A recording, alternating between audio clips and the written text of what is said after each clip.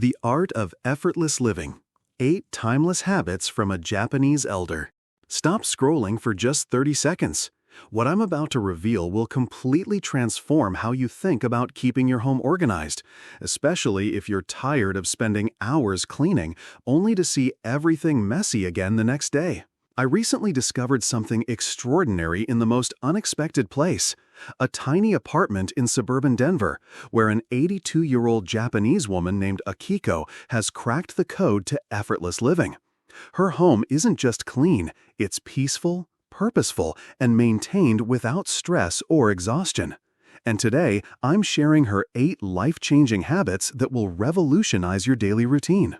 If this resonates with you already, please hit that subscribe button and the bell icon right now, because what you're about to learn has taken me years to understand, and I don't want you to lose this wisdom. Let's dive in. Introduction. Discovering serenity in suburban America. Picture this. You walk into a modest home and instantly feel your shoulders relax. Your breathing deepens. The constant mental chatter quiets down. This isn't because you've entered some luxury mansion or professionally designed space. Instead, it's because every single element around you speaks of intentionality, care, and profound peace. This is exactly what happened when I first stepped into Akiko's apartment, a remarkable 82-year-old Japanese woman who moved to America 40 years ago and has been quietly practicing the art of harmonious living ever since. Her space isn't large, expensive, or filled with designer items, yet it possesses something that most homes lack entirely: the ability to make you feel completely at ease within moments of entering. Today, I want to share with you the 8 transformative habits that Akiko has developed over decades of mindful living. These aren't just cleaning tips or organizational strategies, they're profound life principles that address something much deeper than surface tidiness. They're about creating a sanctuary that supports your well-being, reduces daily stress, and helps you age gracefully while maintaining complete control over your environment. Before we continue, if you're finding value in this already, please take a moment to like this video and share it with someone who might benefit from these insights. Your support helps us reach more people who are seeking this kind of peaceful wisdom. These 8 practices include establishing permanent homes for every possession, completing microtasks immediately, choosing quality over quantity, maintaining daily reset rituals, defining clear functional zones, evening preparation routines, morning gratitude practices, and embracing seasonal rhythms. But more importantly, they represent a philosophy of living that honors both our need for order and our desire for ease, especially crucial as we navigate the later chapters of our lives. What strikes me most about Akiko's approach is its profound simplicity. She doesn't advocate for perfection, expensive solutions, or exhausting routines. Instead, she demonstrates how small, consistent actions can create extraordinary results over time. Her methods work whether you're 30 or 80, whether you live in a studio apartment or a large house, and regardless of your physical limitations or energy levels. Habit 1. Creating sacred homes for every possession. The moment I entered Akiko's living space, I experienced something remarkable, a sense of visual calm that I hadn't felt in years. Nothing appeared out of place, yet nothing felt rigid or museum-like. Each item exactly where it belonged, creating an atmosphere of gentle order that seemed almost effortless. When I complimented her on how organized everything looked, Akiko smiled softly and said something that changed my entire perspective on tidiness. I don't organize my belongings every day. I simply ensure they return to their families. This concept of items having families or permanent homes revolutionized how I think about household management. Akiko explained that just as people feel most comfortable when they belong somewhere, objects function best and create less mental clutter when they have dedicated places to return to after use. I observed this principle in action throughout her apartment. The television remote lived in a small wooden box on the coffee table. Not sometimes on the couch, not occasionally on the kitchen counter, but always in that specific box. Her reading glasses had a dedicated spot on the bookshelf near her favorite chair. Her house keys hung on a small hook by the entrance door, never wandering to random surfaces or forgotten in jacket pockets. If you're already seeing how this could transform your daily life, please drop a comment below sharing which item in your home needs a permanent home the most. I love hearing from you and learning about your organizational challenges. What fascinated me was how this simple practice eliminated the low-level stress of constantly searching for misplaced items. Akiko never spent precious moments looking for her phone, her glasses, or important papers, because everything had a predetermined location. This wasn't about being obsessive or rigid. It was about creating systems that supported her daily life rather than adding complications to it. The deeper wisdom here extends beyond mere convenience. When we allow objects to wander aimlessly through our living spaces, we inadvertently create visual and mental chaos. Our brains must constantly process and remember where things are, adding an invisible cognitive load to our daily experience. By establishing permanent homes for our possessions, we free up mental energy for more meaningful pursuits. I decided to implement this principle gradually in my own home, starting with just 3 items: my car keys, my reading glasses, and my daily medication. The transformation was immediate and profound. No more frantic searching, no more duplicate purchases of items I thought I'd lost, and no more starting my day with the frustration of misplaced essentials. Akiko shared that this habit becomes especially important as we age and our memory becomes less reliable. When I was younger, she said, I could remember where I placed things even if they moved around. Now, my memory serves me better when my environment remains consistent. Habit 2. The power of immediate action. During one of our afternoon conversations, I witnessed something that perfectly illustrated Akiko's second transformative habit. As we sat discussing her gardening, she noticed a small water ring on the wooden side table from her teacup. Without interrupting our conversation or making it seem like a big deal, she simply reached for a cloth and gently wiped the surface clean. When I asked about this immediate response, she shared a principle that has since revolutionized my daily routine. If a task requires less than 2 minutes to complete, I handle it immediately, rather than adding it to my mental collection of things to do later. This philosophy addresses something many of us struggle with: the accumulation of small, postponed tasks that eventually become overwhelming mountains of responsibility. Akiko explained that delayed microtasks create invisible pressure in our minds, even when we're not consciously thinking about them. They become background noise that affects our ability to fully relax and be present. I recognized this pattern in my own life immediately. How often had I noticed a dish that needed washing, a piece of mail that needed filing, or a pillow that needed fluffing, only to tell myself I'd handle it later. Those postponed moments accumulated into hours of weekend cleaning and persistent feelings of being behind on household management. Take a moment right now to think about your own postponed tasks. If this insight is hitting home, please give this video a thumbs up. It really helps other people discover these life-changing concepts. Akiko's approach isn't about being compulsive or unable to relax. Instead, it's about recognizing that small actions taken immediately prevent larger problems from developing. A water ring wiped up now doesn't become a permanent stain later. A dish washed immediately doesn't join a pile that requires significant time and energy to address. What impressed me most was how naturally this practice fit into her daily rhythm. She wasn't constantly jumping up to handle tasks or interrupting important activities for minor issues. Instead, she had developed an intuitive sense of when immediate action served her best interests and when it was perfectly acceptable to wait. The psychological benefits of this habit extend far beyond a tidy home. When we consistently handle small tasks immediately, we develop a sense of being current with our responsibilities. This creates a foundation of calm confidence that affects every area of our lives.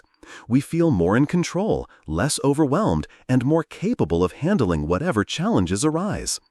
I began practicing this principle with simple things: putting dishes directly into the dishwasher after use, filing papers immediately after reading them, and returning items to their designated homes as soon as I finished using them. The cumulative effect was remarkable. My home stayed consistently tidy with much less effort, and I felt a new sense of ease in my daily routine. Habit 3. The art of mindful minimalism. One aspect of Akiko's home that immediately caught my attention was the complete absence of excess. Her kitchen contained exactly what she needed for daily cooking. No redundant gadgets, no expired items hiding in the back of cabinets, no just-in-case items taking up valuable space. This wasn't deprivation, it was intentional curation. When I asked about her approach to possessions, Akiko shared a perspective that challenged my entire relationship with material objects. I surround myself only with items that actively contribute to my daily life and well-being. Everything else, no matter how useful it might theoretically be, creates maintenance burden without providing genuine value. This philosophy goes much deeper than typical decluttering advice. Akiko wasn't simply getting rid of obvious junk or broken items. She was making thoughtful decisions about which possessions truly served her current lifestyle and which ones she was keeping out of habit, guilt, or fear of future need. Her refrigerator perfectly illustrated this principle. It contained fresh ingredients for the meals she planned to prepare in the coming days, a few staple condiments she used regularly, and nothing more.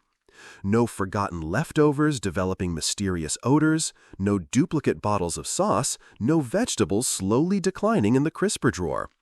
This wasn't because she shopped constantly or had unlimited resources, it was because she planned carefully and consumed mindfully. If you're starting to see how this mindful approach could simplify your own life, I'd love it if you'd share this video with someone who might benefit from these insights. Spreading this wisdom is one of the most valuable things we can do for each other. I found myself examining my own relationship with possessions through this new lens. How many kitchen gadgets did I own that I used once or twice per year?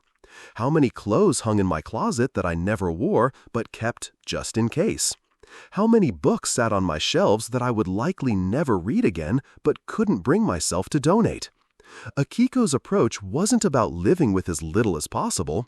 It was about being extremely selective about what deserved space in her life. She owned beautiful items that brought her joy, high-quality tools that made daily tasks easier, and meaningful objects that connected her to cherished memories. But she owned nothing that didn't actively contribute to her current well-being. The liberation that comes from this selective approach is profound. When you're surrounded only by items you truly value and use, maintenance becomes simpler, decision-making becomes clearer, and your living space begins to feel like a genuine sanctuary rather than a storage facility. I began implementing this principle gradually, starting with one category at a time. I examined my book collection first, keeping volumes I genuinely expected to reference again and donating those that had served their purpose. Then I moved to kitchen items, clothing, and eventually decorative objects. The process wasn't about creating an austere environment, it was about ensuring that everything in my space earned its place through genuine usefulness or joy. Habit 4. The Evening Reset Ritual. Every night before retiring, Akiko performs what she calls her daily completion ceremony, a gentle 10-minute ritual that prepares her home and her mind for restful sleep while setting the stage for a peaceful tomorrow. Watching her perform this routine was like observing a moving meditation in action. The process begins in the kitchen, where she washes any remaining dishes from the day, wipes down all surfaces, and returns every item to its designated home. But this isn't hurried or mechanical cleaning. It's performed with mindful attention and genuine care. She moves deliberately, taking time to appreciate the tools and spaces that served her throughout the day. Next, she moves through the living areas, straightening cushions, folding throw blankets, and ensuring that each room is ready to welcome the next morning with peace and order. Again, this isn't about achieving perfection or impressing visitors. It's about creating an environment that will support her well-being when she awakens. This evening ritual concept might be exactly what your nights are missing. If you're finding these habits valuable, please hit that subscribe button and turn on notifications. I share this type of transformative wisdom regularly, and I don't want you to miss any insights that could change your daily life. What struck me most about this practice was its profound psychological impact. Akiko explained that completing each day with intention and care allows her mind to fully transition from active engagement to restful recovery. When my environment is settled, she said, my thoughts can settle too. I don't carry the day's incompleteness into my sleep. This evening reset serves multiple purposes beyond simple tidiness. It eliminates the jarring experience of waking up to yesterday's chaos, reduces the number of decisions required in the morning, and creates a sense of daily completion that enhances sleep quality and overall life satisfaction. I was skeptical about adding another routine to my already busy evenings until I tried this practice for myself. Starting with just 5 minutes of gentle straightening before bed, I immediately noticed improvements in my sleep quality and morning mood. Waking up to a peaceful, organized environment made the entire day feel more manageable and less overwhelming. The ritual doesn't need to be elaborate or time-consuming. Akiko's approach focuses on returning the home to its natural state of order, washing dinner dishes, returning items to their proper places, and preparing clothes for the next day. These simple actions create a foundation of calm that permeates both sleep and waking hours. Over time, I expanded my evening routine to include preparing tomorrow's outfit, setting out any items I'd need for morning activities, and even writing down 3 things I was grateful for from the day. This practice transformed my relationship with bedtime from something rushed and chaotic into a peaceful transition that honored both the completion of one day and the promise of the next. Habit 5.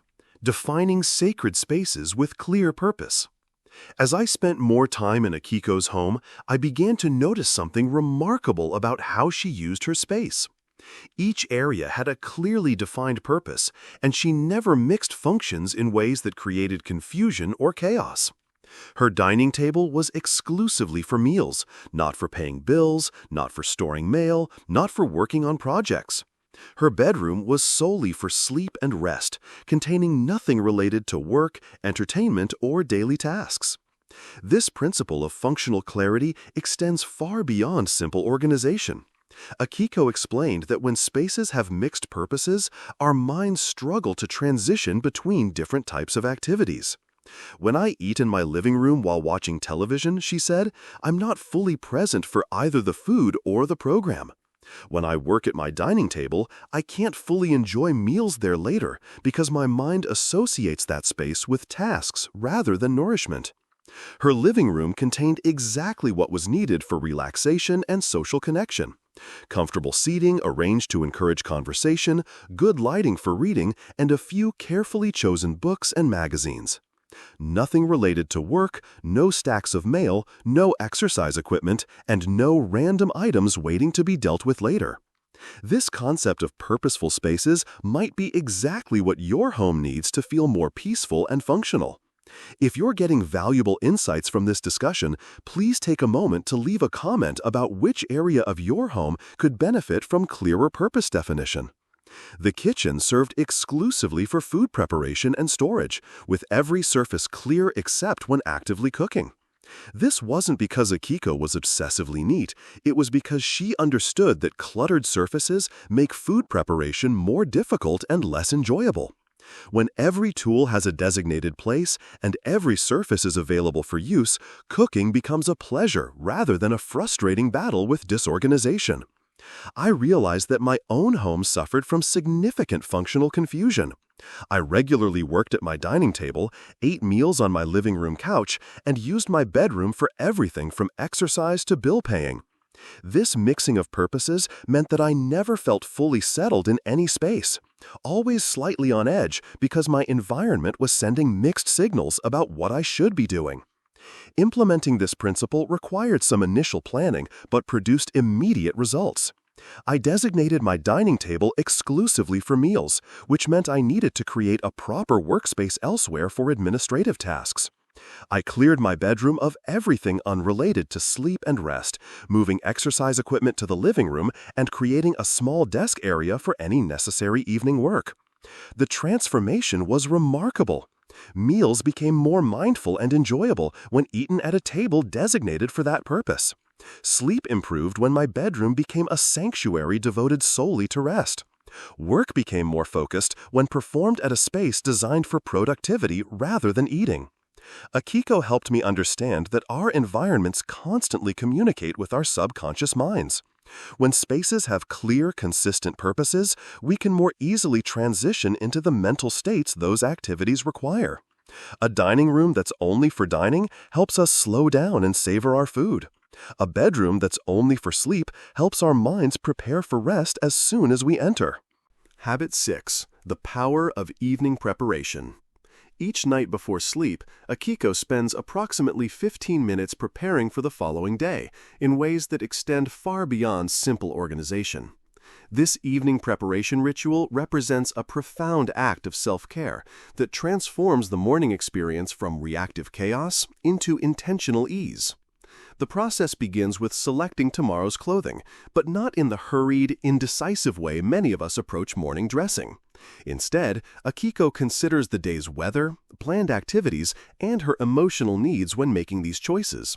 She lays out not just the main garments, but also accessories, undergarments, and even the jewelry she might want to wear.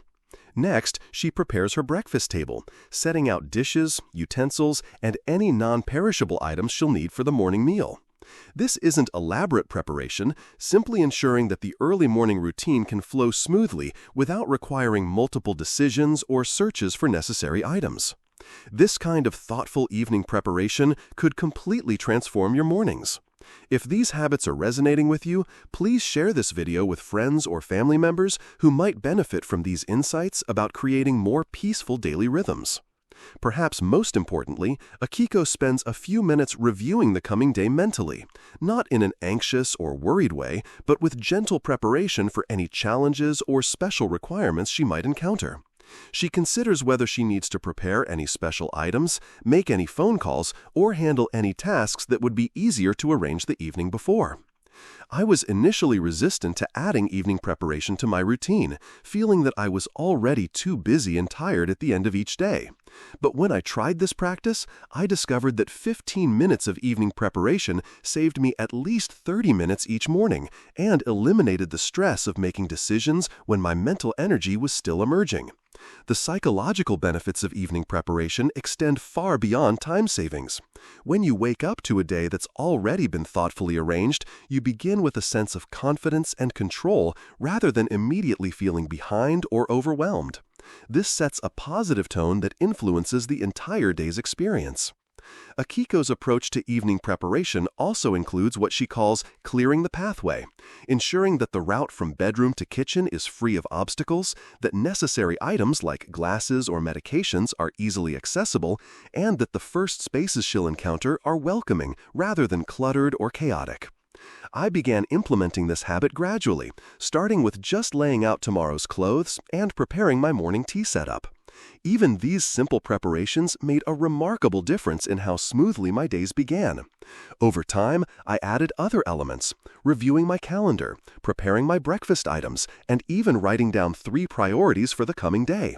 The cumulative effect of consistent evening preparation has been transformative. My mornings became periods of gentle awakening rather than stressful rushing. I make fewer poor decisions because I'm not trying to choose clothing or plan breakfast when my decision-making capacity is still emerging.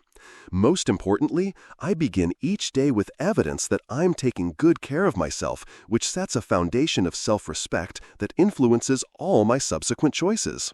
Habit 7. Morning gratitude and mindful beginning. Akiko begins each day with what she describes as greeting her home and possessions, a brief but profound practice of acknowledging and appreciating the items and spaces that support her daily life. This isn't a formal meditation or religious ritual, but rather a gentle moment of recognition that transforms the beginning of each day from routine habit into mindful appreciation. The practice begins as soon as she awakens, with a moment of gratitude for her bed and the rest it provided through the night. As she moves through her morning routine, she offers brief internal acknowledgments to the items that serve her, thanking her coffee maker for providing morning comfort, appreciating her favorite mug for holding warmth, acknowledging her clothing for protection and beauty. This might sound overly sentimental to some, but I found the practice remarkably grounding. When Akiko explained her morning gratitude routine, she said, "I once lived with very few possessions, so I learned to treasure rather than take for granted the items that make my life easier and more beautiful. This gratitude keeps me connected to abundance rather than always wanting more."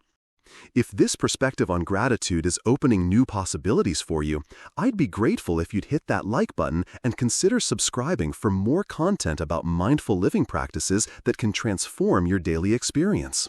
What struck me most about this practice was how it shifted Akiko's entire relationship with her possessions from unconscious consumption to conscious appreciation.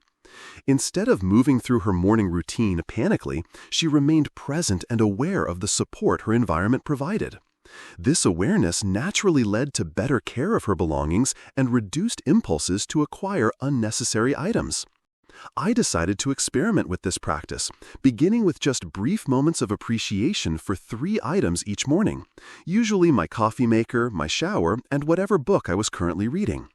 Initially, it felt artificial and forced, but within a week I began noticing genuine shifts in my morning mood and overall relationship with my living space. The gratitude practice extends beyond individual items to include appreciation for the home itself, the shelter it provides, the peace it offers, the beauty it contains. Akiko often pauses in her living room to appreciate the morning light streaming through her windows, or spends an extra moment appreciating the comfort of her favorite chair.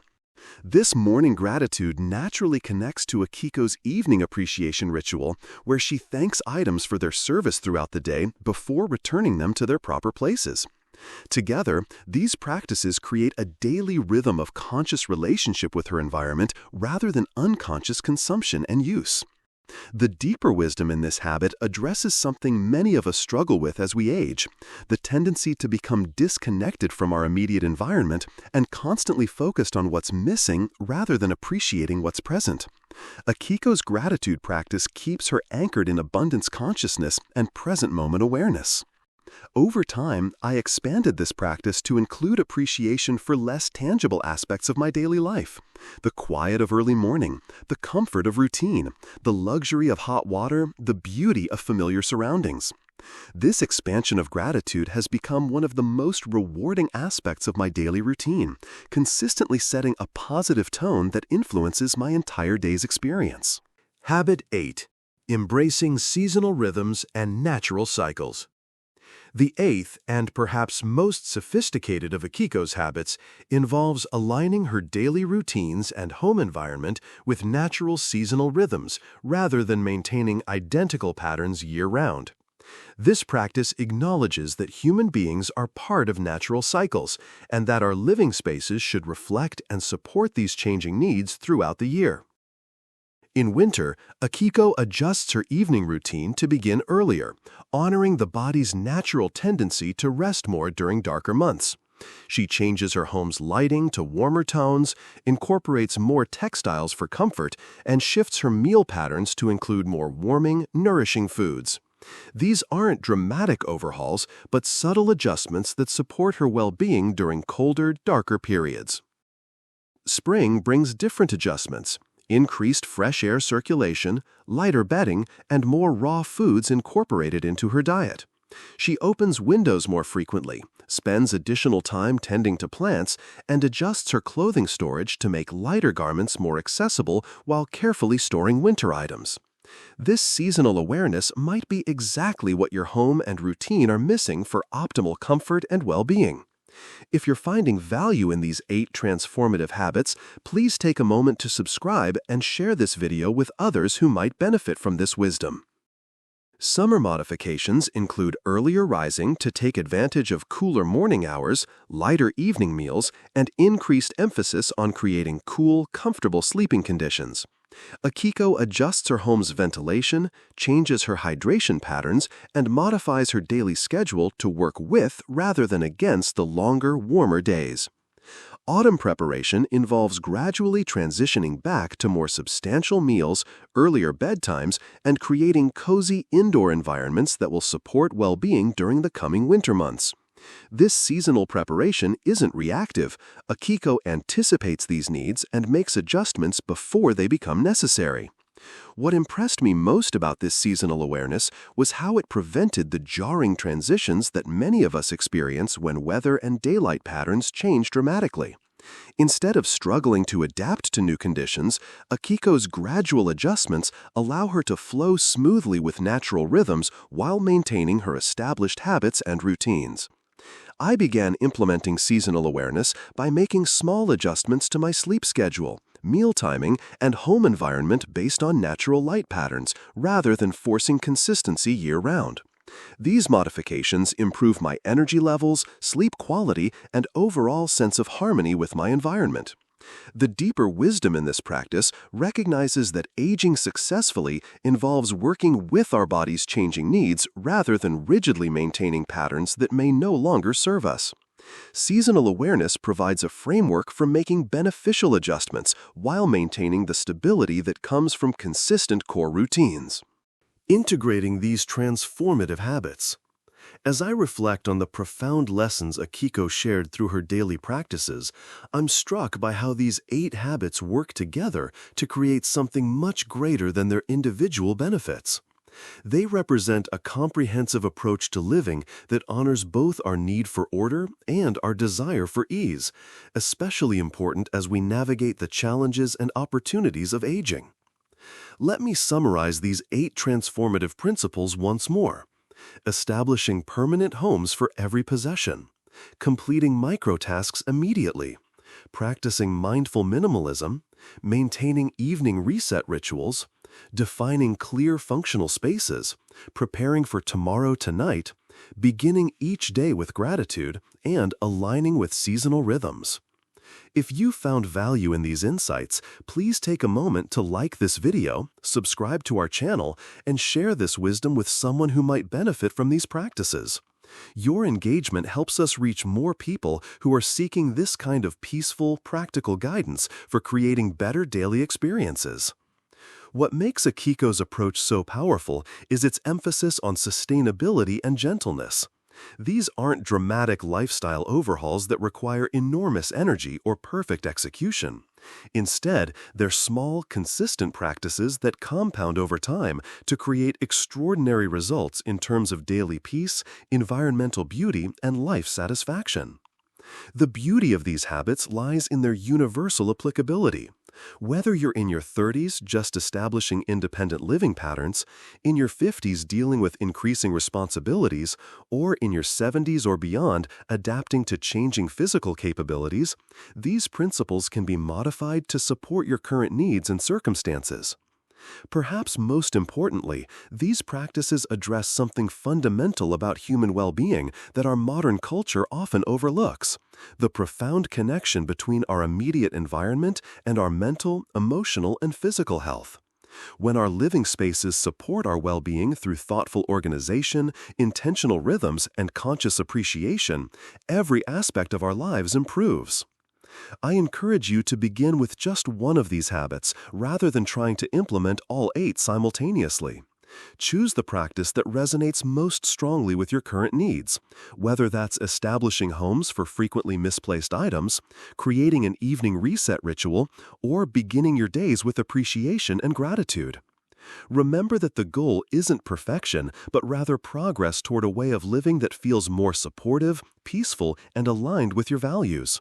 Akiko's wisdom reminds us that small, consistent actions performed with care and intention can transform not just our homes, but our entire experience of daily life. Thank you for joining me on this journey into the art of effortless living. If you found these insights valuable, please continue the conversation by sharing your experiences, questions, or insights in the comments below.